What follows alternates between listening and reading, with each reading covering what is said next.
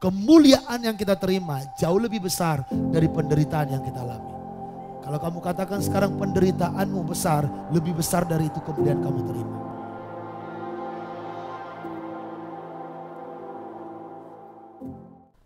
Saudara, kalau tiba-tiba dalam perjalanan hidupmu gak ada hujan, gak ada angin, kamu baik-baik saja ikut Tuhan, tapi terjadi masalah. Dengar baik, jangan-jangan sedang Tuhan izinkan imanmu diuji. Kamu lagi sungguh-sungguh melayani, sungguh-sungguh berdoa, saleh, takut akan Tuhan, tapi tiba-tiba terjadi masalah besar. Saya mau ingatkan saudara, jangan mengutuki Tuhan. Jangan kecewa. Tuhan sedang izinkan itu untuk menguji imanmu.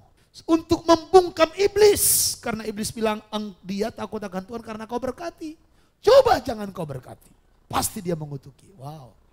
Saya tidak tahu kapan saudara akan melalui waktu itu. Tapi saya mau membekali saudara dengan firman Tuhan. Andai kata itu terjadi dalam hidupmu, pastikan kamu lulus. Pastikan engkau tidak gagal di situ. Orang Israel banyak gagal di sini saudara.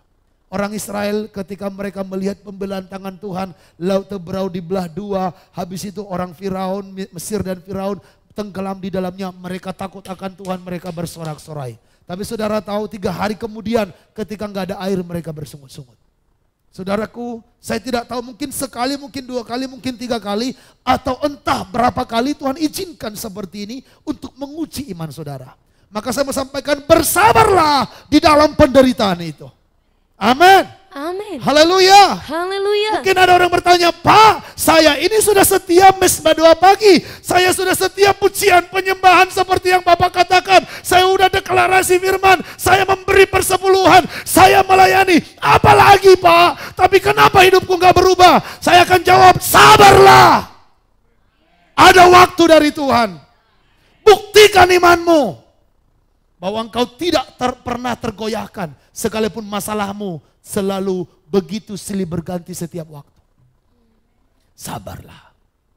Sampai kedatangan Tuhan. Habis hartanya, habis anaknya. Saudara, belum ada kayaknya ya penderitaan seperti Ayub di dunia ini. Yang lebih mengerikan. Hartanya habis. Tapi saudara lihat apa yang dilakukan Ayub ayat yang ke-20. Maka berdirilah Ayub. Berdirilah Ayub. Lalu mengoyak jubahnya. Dia mengoyak jubahnya. Dan mencukur kepalanya. Jadi kepalanya jadi dibotakin saudara. Terus. Kemudian sujudlah ia dan menyembah. Ngapain? Sujud dan menyembah. Anak mati 10 orang. Harta habis. Ayub ngapain? Hebat gak si Ayub ini? Ini contoh teladan sabar dalam penderitaan. Jadi orang yang sabar dalam penderitaan itu masih bisa sujud menyembah walaupun masalahnya banyak.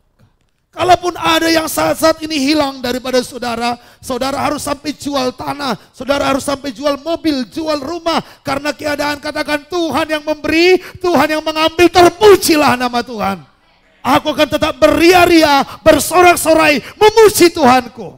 Aku percaya dia pasti akan menyelamatkan aku. Kita sudah baca betapa mengerikan keadaan Ayub. Dia ditolak oleh sahabat-sahabatnya. Dia disuruh mati oleh istrinya. Anaknya meninggal, hartanya habis. Saudaraku, lalu akhirnya Tuhan memulihkan keadaan Ayub. Wow, bagaimana yang terjadi dengan Ayub ketika dipulihkan? Tuhan memberikan kepada Ayub 2 kali lipat dari segala kepunyaannya.